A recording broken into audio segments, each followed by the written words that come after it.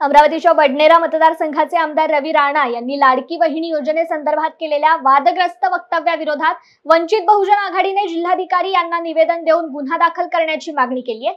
मला आशीर्वाद दिला नाही तर तुमचा भाऊ म्हणून लाडकी बहीण योजनेचे 1500 रुपये मी तुमच्या खात्यातून परत घेईल, असं विधान आमदार रवी राणा यांनी अप्रत्यक्ष धमकी दिल्याचा आरोप वंचित बहुजन आघाडीने निवेदनात केलाय। सांगा काय विषय होता? नमस्कार।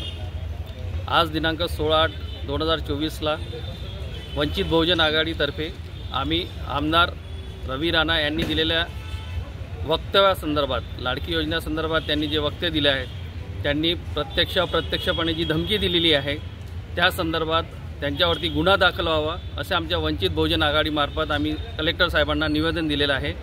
आणि लाडकी योजना ही काही कोणाच्या खाजगी योजनामधली नाही आहे, ती सरकारी योजना आहे। सर्वसामान्य जनतेने जे कर भरलं जातं त्या इथून सरकार योजना राबवितात आणि त्यामधून लाडकी योजना ही एक राबवली जात आहे। तरी आमदार साहेबांनी केलेल्या वक्तव्याबद्दल आम्ही सगळेजण वंचित बहुजन आघाडीतर्फे निषेध करतो आणि त्यावर गुन्हा व्हावा असं कलेक्टर साहेबांना आम्ही निवेदन दिलं आहे। नमस्कार।